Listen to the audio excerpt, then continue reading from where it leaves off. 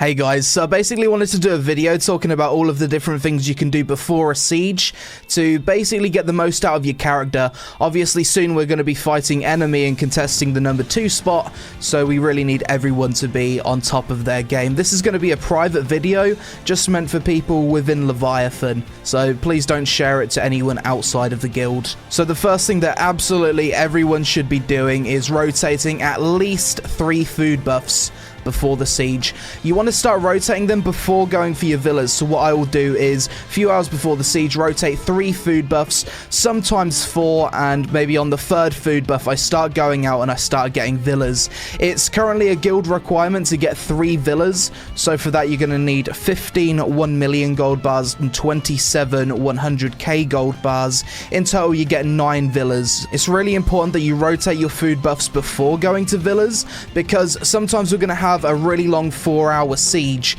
and if everyone's villa buffs drops off after like 2 hours or an hour and a half, then we're going to be at a disadvantage in comparison to our opponent if they're better prepared. So basically the goal is to have all of your food buffs, all of your villa buffs ready, then log out to make sure those buffs last as long as possible. Another thing worth mentioning, although it's quite rare that this will happen, is you will turn up to siege and you would have forgot to refill your alchemy stone with charges. Don't do that. Check beforehand, fill it with clown's blood, get it to maximum charges, then you're good with your alchemy stone. Moving on to some other items and consumables you should probably bring to siege. Medkits. No excuse not to bring medkits. They're very cheap. Buy them from general goods vendors and use them basically on cooldown if you can. Obviously don't sacrifice yourself to res someone, because that would be a waste, but when you can res someone, make sure you do it. It becomes even more important as the fight gets longer and res timers get higher. AP enhancers / damage reducers.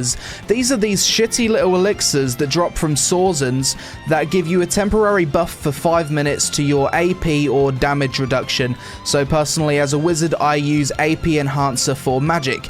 Gives me +3 AP for my magic. It's the equivalent of going from a tri-crescent ring to a tet crescent ring, and they cost about 2k each. They also stack with personal elixirs and party elixirs. They're their own separate buff, so make sure you stock up on these things based on whatever type of damage or damage reduction you're looking for. Very powerful and definitely worth buying. The only downside is they do weigh a bit, so maybe only bring 50 to a siege. Personal elixirs, and by this I mean the non-party blue elixirs that have an 8-minute duration and 5-minute cooldown.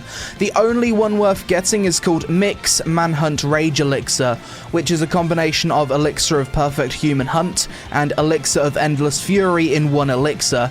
The reason these elixirs are so good is that it allows you to stack multiple buffs in a matter of seconds without relying on your party too much. Great for when we're being pressured hard and our res timers aren't lined up. You'd respawn and pop a Manhunt Rage Elixir, an AP enhancer, and a party elixir, as none of these share cooldown with each other. Sadly, you can only really get these during Black Spirit adventures, so make sure to stock up on them when you can. Blue party elixirs are obviously super important, and you should probably be bringing at least 2 or 3 different types if you can. Ones to look out for and snipe off the market if possible are Elixir of Detection, Death, Concentration, Penetration, Draining, and Assassin. To make a normal green elixir into a blue party elixir, simply go to the material vendor and buy blue reagents and Owl's Tears. You then combine the blue reagents with your green elixirs to make blue normal elixirs, then blue normals with Owl's Tears to make blue party elixirs.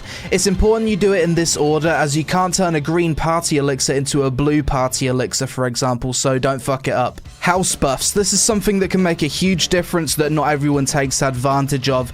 You can only stack 1 house buff at a time, however.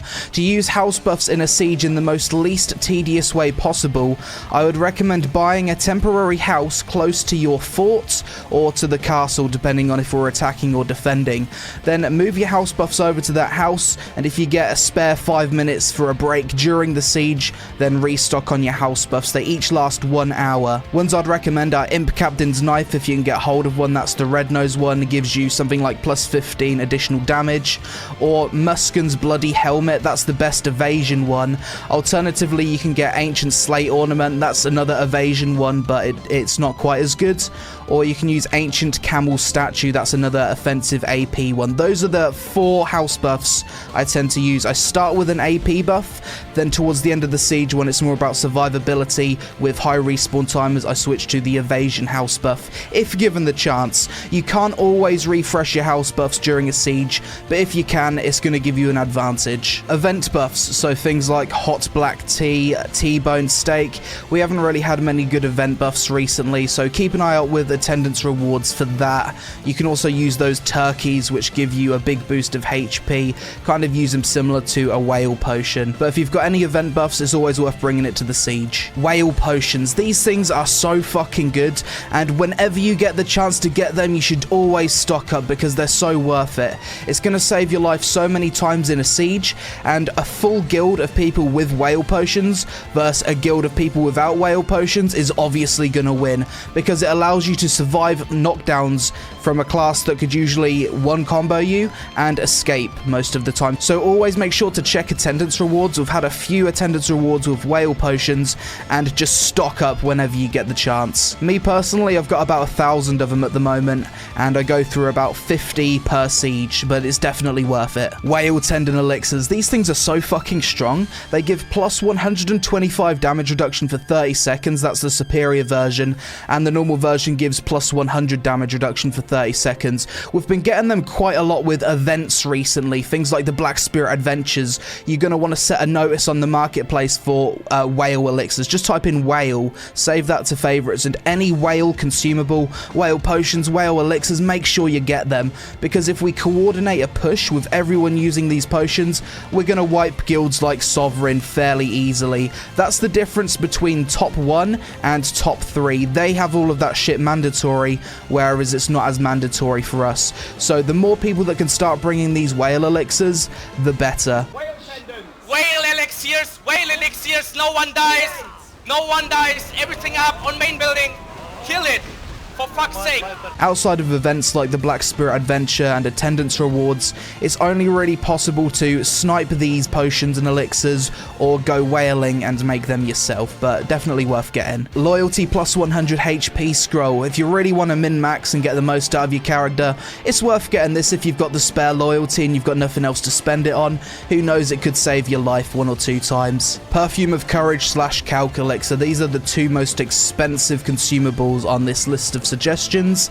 I only really bring Perfume of Courage myself personally, and you're not going to be popping them on cooldown. Save your Perfume of Courage, maybe bring about 5 of them per siege. Jules or the Shot Caller is going to call it out when we're going to do a perfume push, and it can make the difference between winning and losing, especially in base race situations. Blackstone Powder, obviously you need to bring this to repair the field HQ.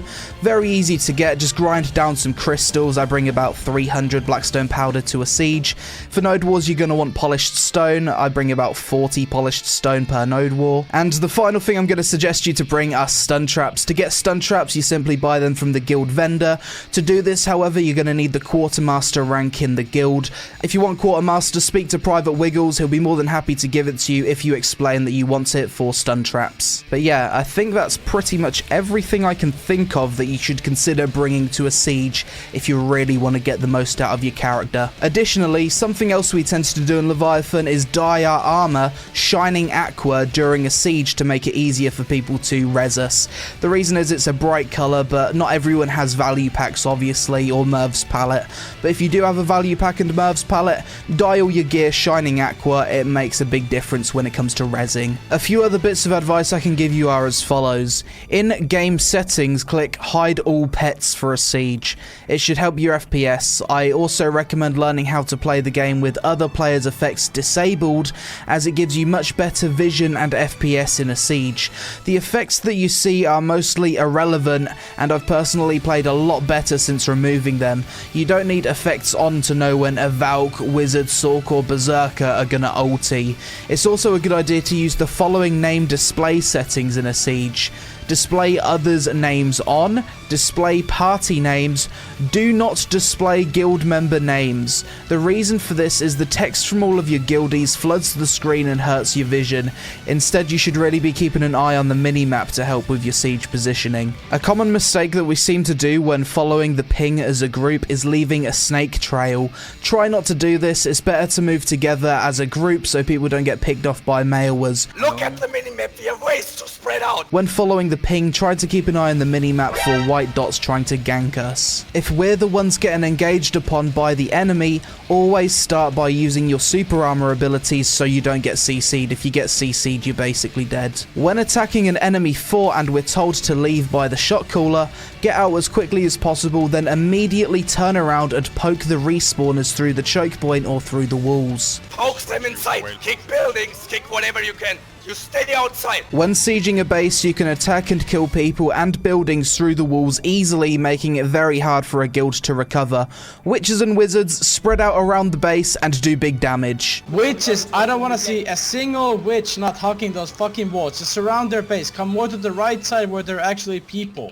Fucking kill them inside. Do not be afraid to use your V ability, especially when spawn timers are high, as it's likely that it will be off cooldown anyway for the next engage. Never suicide yourself. If you die a lot, you'll have a higher res timer than people who die less than you. Get second PA up, get second PA up. Keep fighting, come on. Respawn fort, go back to the first gate. Push closer to the gate, guys, come on. Push forward, I can't ping, push forward. Respawn, go back, push back to the first gate instantly. Respawn, go back, come on, fast, fast, fast, fast, fast. For certain classes, it's a good idea to have two gear sets, an AP set and an evasion set.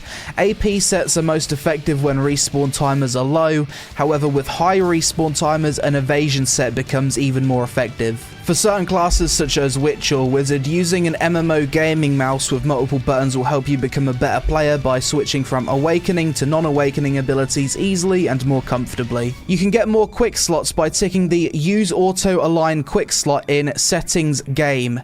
You can also use the additional quick slots to hotkey your party elixirs. I personally use the arrow keys on my keyboard for this. If you have storage maids, you can put elixirs, HP potions and mana potions in your storage before a siege and stock up on pots at any point in the siege, even if our supply depot goes down.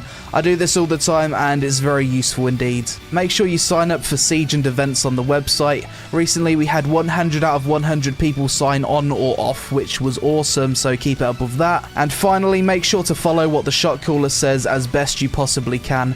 If we all commit to something together, we have a better chance of succeeding than if only half of us commit to a call. But that's pretty much it for this video. All of this advice is stuff that I've learned from the past few months of Siege. If any of you have any more things that you can do to min-max as a Siege player, feel free to share it with the rest of us. But keep up the good work, guys, and I look forward to many more victories together. Do it! Yes, you can! Woo! Let's fucking go!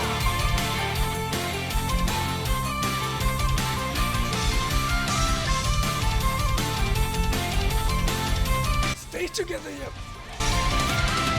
Let's fucking go! Come on, get it down! Yeah! Woo! Let's fucking go! Respawn at base, respawn at base, respawn at base. Everything back to base, back to base, come on! Good job, guys, good GG's. job! Fucking Let's yeah! fucking go! You can stay on top of that rock, you can stay on top of that rock. I fell down the fucking map. Is that game for real? Hold that fucking rock. Alright, good job. That's 3 weeks Valencia. I'm very proud of you. You fought really well played, guys. Really